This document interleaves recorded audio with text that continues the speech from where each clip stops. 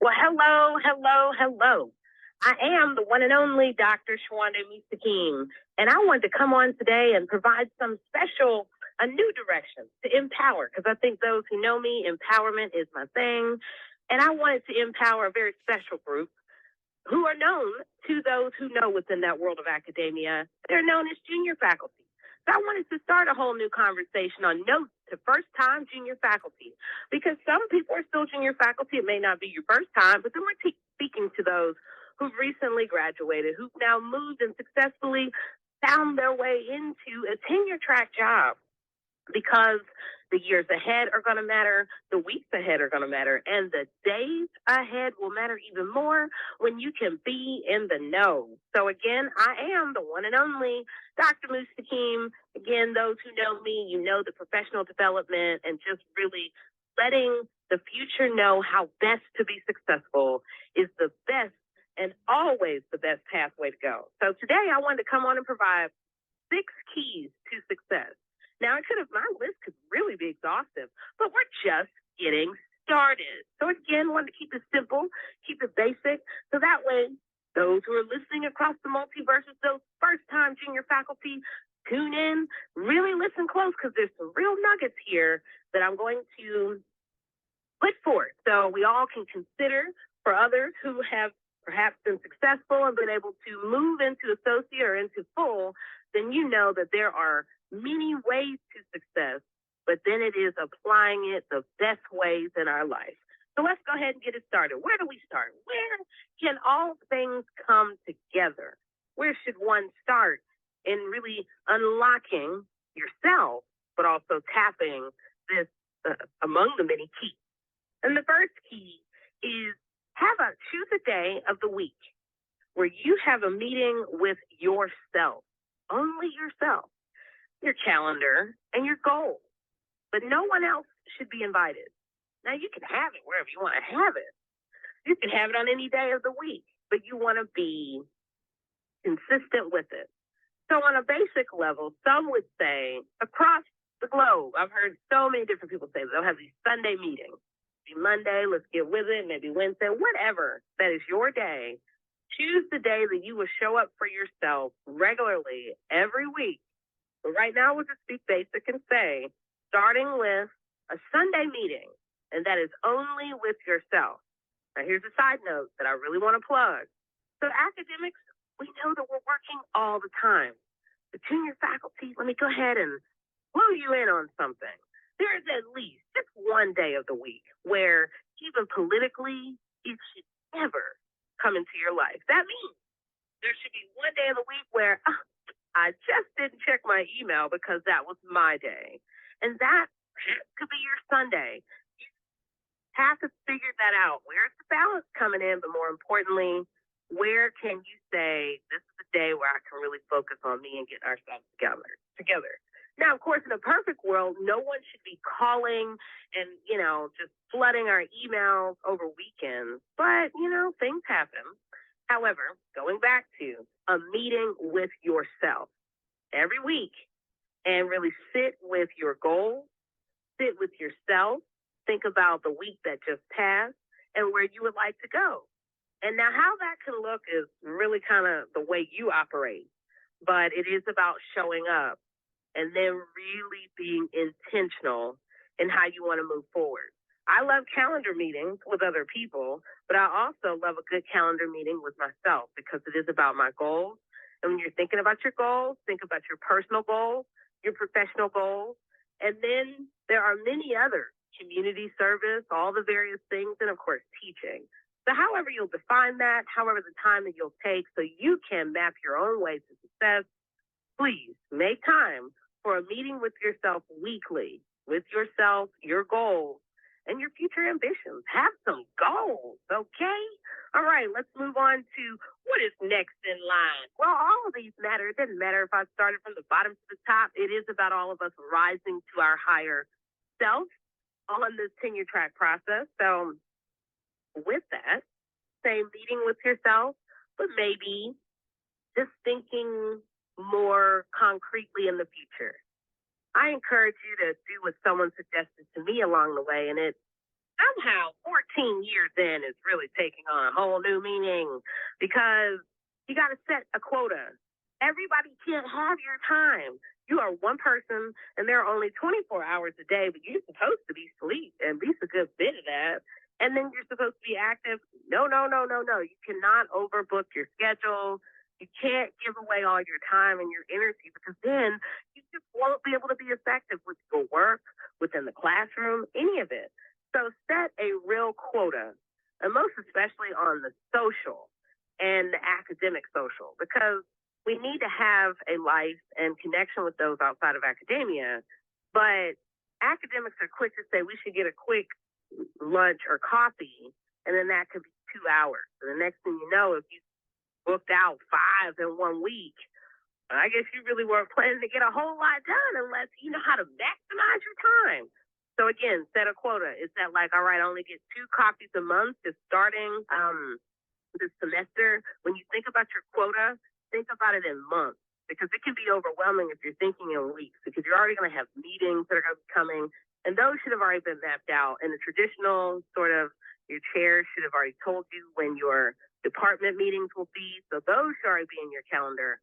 But now, as people get excited to learn and welcome you, you really want to think about how much time you have and then how much you're willing to give. So 10 copies in 1 month is quite a bit.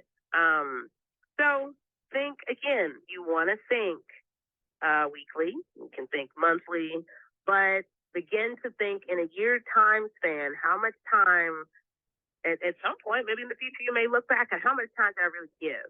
I think a lot of us may feel guilty if we ever did really look at that because you got to learn how to manage your time. And so more importantly, going back to it, set a quota that works for you.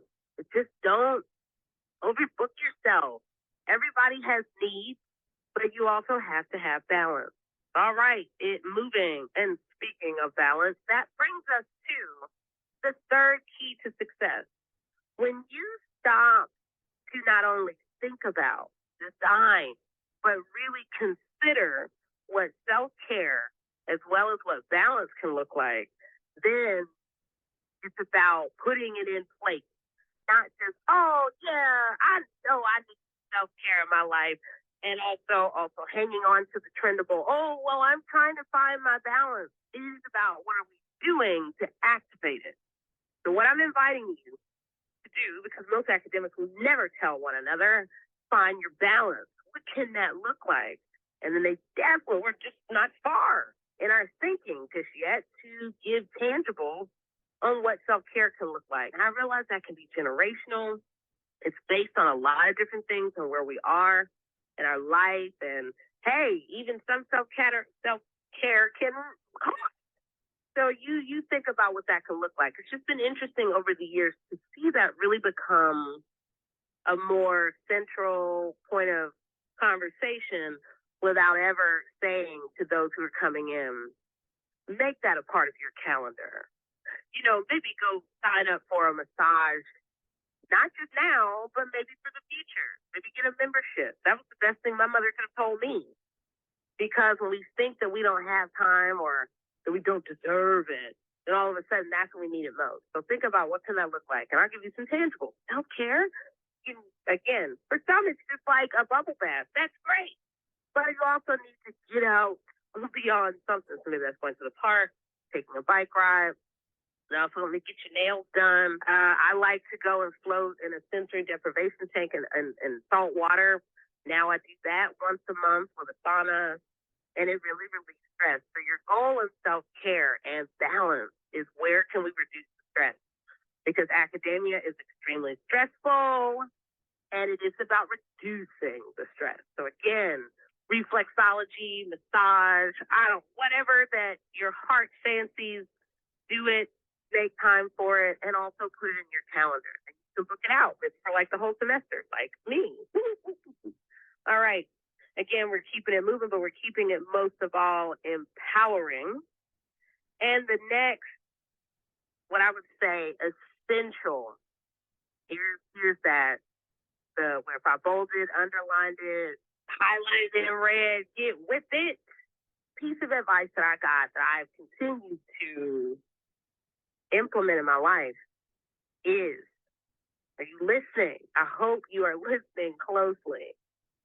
Surround yourself with the most productive people. Now, everyone might, oh, yeah, of course, everybody's productive. No. So at that point, now you really want to go and look at, where am I? What does productivity look like in this department? What does productivity look like among the new people that I'm around? What does productivity look like among the various mentors? Because everyone will speak from their lane of knowledge, but everyone's not productive. Some people evaluate productivity in different ways. Productivity for some can be sitting in the hallway holding conversations with everybody. Productivity for some can be just scrolling on the news feed and always just sort of up on everyone else's, what they got going. That's not productive. So pull back, look at your landscape where you are. Surround yourself with not just productive people, but the most. Now, how do you do that?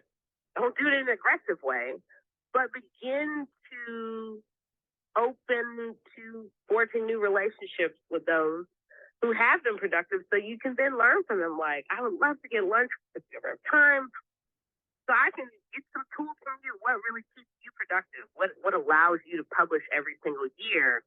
Whereas other people would say you're lucky if something will come out every 3 years, which we know, depending on where you are in academia, it's important that you publish all the time.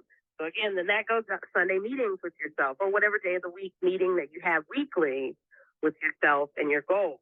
Again, if I even review before we continue on, the first key that I've offered is have a meeting with yourself weekly, with yourself and your goals.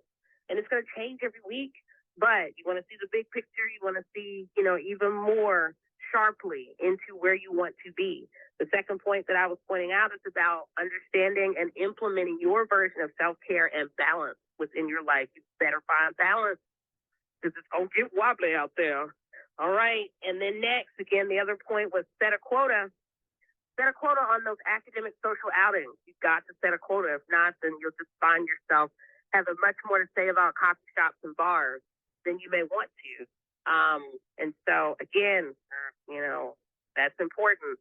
And then the other most recent point that I was offering, surround yourself with the most productive people. And everyone, we're socially distanced, so everyone may not even be able to sort of connect in the ways that we were able to before, but go study them. Go study, like, where did they publish? How often? What did it take? And also, maybe if you can have a good conversation with them, ask them what time management looked like. Because once you understand how you work, then you can work with yourself. So again, we're keeping it empowering for all of those senior faculty, all those first-time senior faculty out there. Again, this is Notes to a First-Time Senior Faculty with Dr. Sowande Mustakeem. So again, we still have a couple more keys to success that I wanted to provide for you. Now, in surrounding yourself with the most productive people, the next place that people may take for granted, but I had to sit and really think with this myself, is I was forced to redefine what does productive mean and then what does productivity mean for me through creating an accountability sheet and then doing that with other people. But even now I would do it with myself to really look at how much time have I been giving to the things that I want to get done. So then that forces me to go back to what are my goals? How much am I allocating in my time per week? But more importantly, what does productive mean in my life and where I am right now? And then what does it mean to look at myself, or 5 years from now, what can productivity look like? And what does it look like here successfully? What does it look like at the institution that you're at? Because then we could say, oh, well, I watched 3 TV shows and then I wrote a 100-page, or not 100-page, but just like 100-word paragraph page. I don't know. Right now, the whole thing is that people will define it in different ways. You must define it for yourself because you must relearn yourself. Do not let everyone completely come in and tell you how to overhaul it. You are evolving in the path of becoming a productive scholar. So you really want to understand, what would you like to see in your pathway relative to productivity. So again, sit down. This is important. This will be a real key and strategy for you. Redefine productivity and productive. What did it mean? It was very different in grad school. That was just like hustle and go. Now you are crafting a career, a life, but also a professional, I would think. But again, sit down, redefine what productive and productivity means. And the last one, I think we can hear very lightly all the time, that you should go and scan the spines of all the books on your shelf, and maybe also go look at journals that you have on your shelf. But more importantly, go, and for those who their tenure requirements require a tangible book on the table that you can slide across and other people can say, it's here. You want to go look at your bookshelf, whether digitally or in your library or wherever that you're surrounded by books, and look tally of all the books that you like the most, and look at what press that was coming from. Because eventually you're going to want to think about the bigger publishing world, and you want to really think about where do you want to be? Where do you feel like your intellectual landscape is pushing you relative to productivity and being the productive scholar and a published scholar? That's what we're looking forward to. So again, you want to think about what would be the ideal press for you. Then you want to go look up, is there a series? Is there an acquisitions editor I need to know? Who is who within the publishing world? And the way to get at it, the way to begin, is to go and scan the spines of your books and then go and see who you like. Who are the most recent scholars' books that you bought? And then you want to think about what your institution values with the type of press that you choose. Is it going to be academic? Is it going to be trade? Is there a different tier within the academic press world? So again, we've been talking about the keys to success, and they come in a variety of ways, and they're going to come in moments, the unexpected, where you're just going to know, and then there's going to be the next day, the next week. But then there's also the success in between, and having faith within yourself and knowing, like, I got this. It's going to go somewhere. It's all working together. But the best way is when you are really looking at the big picture of where you want to be, already seeing that, and then actualizing it tangibly, essentially, every week, and then thinking ahead about how do you give, how much energy do you give to this project, to this person, to this committee, if, say, you are joint appointed. There's so many different ways that you're going to be challenged. Think about who are you in the evolution. But amid the evolution, I want you to remember, you are already successful. You have done what many others have not been able to, and you want to stay there and continue to activate even higher on the pathway. So this is just the beginning of even more to come. Again, this is Notes the First Time Junior Faculty, and I am the one and only Dr. Sowande Mustakeem. I wanted to come on and talk 6 keys to success. Again, if you want to continue to stay tuned in, please do, because more empowerment is coming when you least expect. However, this is just the beginning of even more to come. Stay tuned. I'll talk to you all soon. Stay empowered most, and junior faculty, find your balance and find your freedom. All right, now, talk to you soon.